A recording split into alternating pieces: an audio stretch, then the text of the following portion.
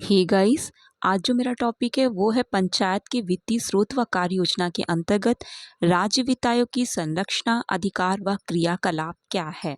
ठीक है, तो चलिए स्टार्ट करते हैं। देखिए, हमारा जो आर्टिकल 280 है उसके तहत केंद्रीय वित्त आयोग की तर्ज पर, जिस तरीके केंद्र वित्त आयोग है उसी तरीके उसी के तर्ज पे 1993 से भारत के सभी राज्यों में राज्य वित्त आयोग की स्थापना की गई थी। ठीक है, अधिकतर राज्य वित्त आयोग जो है वो सभी राज्यों में 1993 से उनकी स्थापना कर दी जाती है। तो कौन सा आर्टिकल 280 के तहत केंद्र वित्त आयोग की तर्ज पर। ठीक है, ओके। तो अब देखिए, जिसका उद्देश्य क्या होता है, जो पंचायतों की वित्तीय स्थिति है उसकी समीक्षा करना होता है और राज्य वित्त आयोग के कार्य केंद्रीय वित्त आयोग के समान होता है। तो जो केंद्रीय वित्त आयोग है, आपको पता है कि वो आर्टिकल 280 से संबंधित है इसका। ठीक है, जो केंद्र का है। ठीक है, तो उसी के तर्ज पे राज्य वित्त आयोग की भी 1993 में उसकी स्थापना कर दी जाती है। ठीक है, जो आर्टिकल 243 का झा मतलब अगर आपको ध्यान रखना 243 का आई और जो 243 वाई है, तो 243 वाई लिखा हो या मा लिखा हो, फिलहाल इंग्लिश हिंदी दोनों में पेपर होता है, तो आपको 243 आई और 243 वाई ध्यान रखना है। ठीक है, इसका संबंध किससे है? राज्य वित्त आयोग से है। राज्य में पांचवें वित्त आयोग का गठन 2015 में हुआ था। हमारे यूपी में जो पांचवा वित्त आयोग उसका गठन कब हुआ था? 2015 में। अभी यही आयोग हमारा चल रहा है। तो पांचवें वित्त आयोग के अध्यक्ष रिटायर्ड IAS आनंद मिश्रा जी हैं। तो ये आपको ध्यान रखना। इस आयोग ने 2018 को अपनी रिपोर्ट दी थी और इसकी सिफारिशों को अप्रैल 2020 में लागू किया गया था। ये इंपॉर्टेंट तथ्य हैं जितने भी हैं। तो कौन सा आयोग चला? पांचवा वित्त आयोग का गठन 2015 में होता है। इसके जो अध्यक्ष वो कौन है? आनंद मिश्रा है। आयोग ने 2018 को अपनी गठन कब हुआ? 2015 को। रिपोर्ट कब दी थी? 2018 को। और इसकी सिफारिशों को अप्रैल 2020 में लागू कर दिया जाता है। ठीक है, राज्य वित्त आयोग के बारे में हम लोग पढ़ते हैं। देखो, पंचायतों की वित्तीय स्थिति को पुनर्अवलोकन करने के लिए अनुच्छेद 243 का झा या 243 का आई के तहत एक वित्त आयोग के गठन का प्रावधान किया गया है। ठीक है, तो राज्य वाला 243 है और केंद्र वाला 280 से रिलेटेड है। ठीक है, तो राज्यपाल प्रत्येक 5 वर्ष में एक वित्त आयोग का गठन करता है जो निम्न विषयों के संबंध में राज्यपाल को अपनी सिफारिशें देता है। जैसे कि कौन कौन सी सिफारिश? जैसे उन सिद्धांतों के बारे में जो राज्य द्वारा वसूले गए कर हो गए, जो वो पथकर हो गए, ठीक है, जो भी राशियां हो गई, तो उनका राज्य पंचायतों के बीच वितरण कैसे करना है, वितरण को, ठीक है, उस सिद्धांत के बारे में। पंचायत द्वारा विनियोजित किए जा सकने वाले जो कर हो गए, शुल्क हो गए, पथकर हो गए, फीसों के अवधारण को तथा राज्य की संचित निधि से पंचायतों के लिए सहायता अनुदान को शासित करते हैं। ठीक है, ये आपको ध्यान रखना है। पंचायतों की वित्तीय स्थिति में सुधार के लिए अपेक्षित उपायों के बारे में।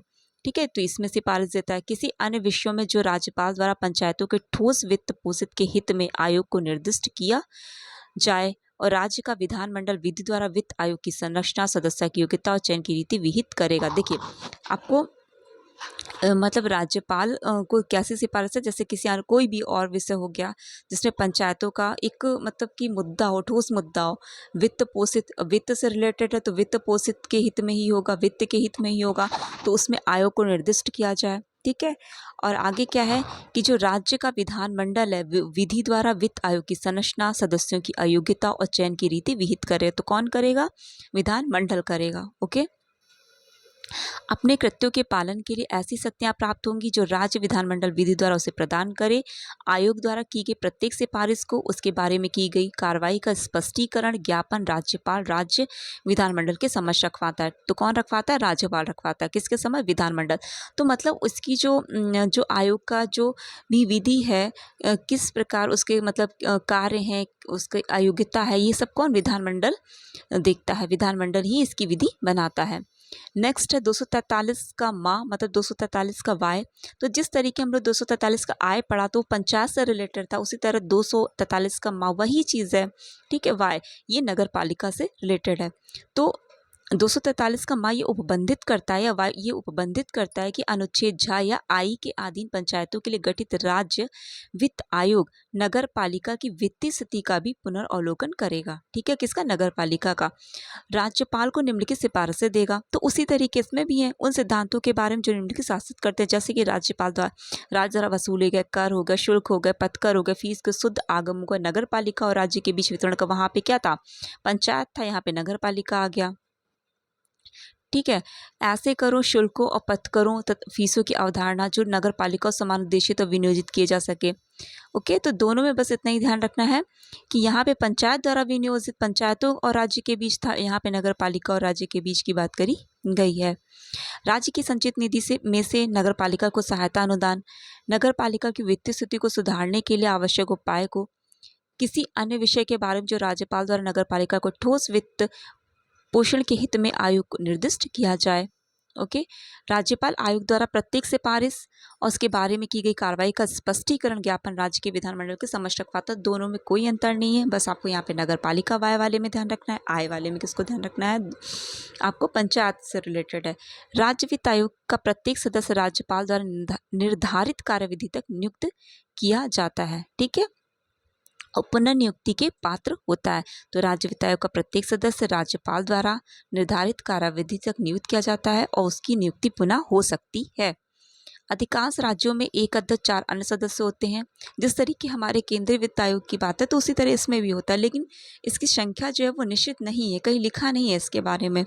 ठीक है, अनुशंसाओं का विषय क्या है, देखिए पंचायतों तथा राज्यों के बीच राज्य द्वारा लगाए गए करों, टोलों और जो शुल्कों के शुद्ध आय का आवंटन और निर्धारण करना कि किस तरह के कर उपकर शुल्क जो है पंचायतों को सौंपे जा सकते हैं।